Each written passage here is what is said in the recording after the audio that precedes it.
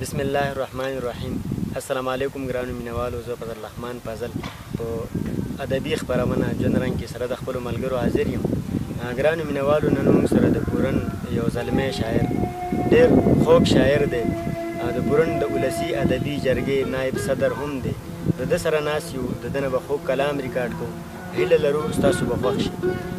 هلال یوسفزی صاحب ته د طایب په دغه شعرونو باندې بلنه ورکومه. وایي چې نن یې په لیمو کې اوښکې وینمه، نن یې په لیمو کې اوښکې وینمه، کاڼي هم اوبه کوي توبه مې ده. او څومره چې راګورې دومره زخم مې، څومره چې راګورې دومره زخم مې، درد زیاتوي خوله کوي توبه مې ده. هلال یوسفزی صاحب تاسو ته په ادبي خپرونه کې هرکلی وایم. د کتونکو سره به څه شریک کړئ؟ ډېره زیاته مننه چې تاسو راغلی او ما سره پروګرام د ریکارډ کولو دپاره. ډېر زیات خوشحاله شوم ځکه چې په دې وخت کې خلک خو بلا خلک دی لګیا دي کار کوي، خو ستاسو دا کار چې بلکل په دې کې څه غرض مطلب هېڅ هم نشته، خو صرف د پښتو ژبې دپاره تاسو لګیا او د خلکو سره پروګرامونه ریکارډ کوئ چې دا خلک نوره دنیا هم واوري، ټوله دنیا وګوري. نو ډېر زیات خوشحاله شوم. زه به تاسو سره یو څو شعرونه به سره شریک کړم چې یو دوه شعرونه دي چې مینه شوه په زړه باندې وکلکه ګل نازکه، مینه شوه په زړه باندې وکلکه ګل نازکه، نو ځکه راغورځېږي اوس په ځمکه ګل نازکه.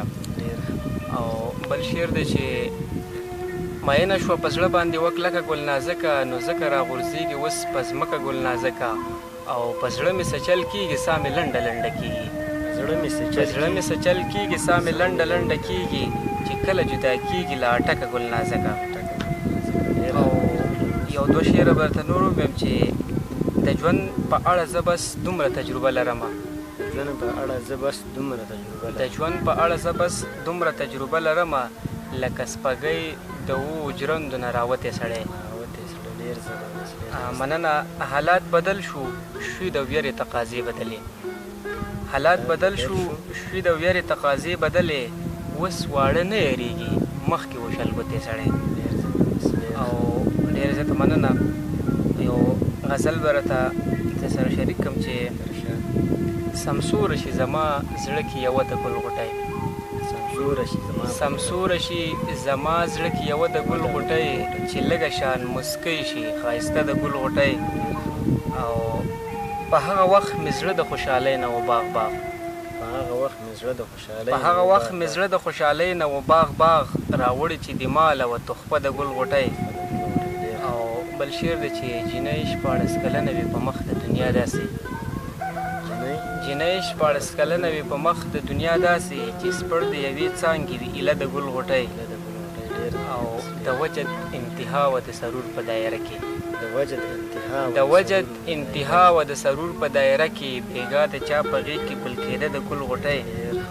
او اخري مقطع دی چې د وخت ناکړدو داسې و په سر باندې راخیستې، د وخت ناکړدو داسې و په سر باندې راخیستې، ګل نه شوه له هلاله رېږېده د ګل غوټۍ. او د غزل نه مخکې یو دوه شعره به سره شریک کړم او بیا به راته غزل ووایم چې سرمایه‌دار څومره محنت کړي څومره زیار وباسي، سرمایه‌دار څومره محنت کړي څومره زیار وباسي، عجیبه نه ده چې پیسه په غره کې لار وباسي. او د کاڼي کرښې وي دا بازي چې د کار کړي سړی، د کاڼي کرښې وي دا بازي چې د کار کړي سړی، بعضې خبرې خو بیخي سړی د کار وباسي. او مننه چې د کاڼي کرښې وي، د کاڼي کرښې وي دا بازي چې د کار کړي سړی، د کاڼي کرښې وي دا بازي چې د کار کړي سړی، بعضې خبرې خو بیخي سړی د کار وباسي. او که سرمایه ده نو کوي دا د محنت ضمانت، که سرمایه ده نو کوي دا د محنت ضمانت، نو ځان له ګټه ترې بیا څنګه سرمایه‌دار وباسي. او دی د څنګل په خوب عادت څنګل ترې لرې نه کړې، دی د څنګل په خوب عادت څنګل ترې لرې نه کړې. او زړګیه پام کوه هلال به له خمار وباسي.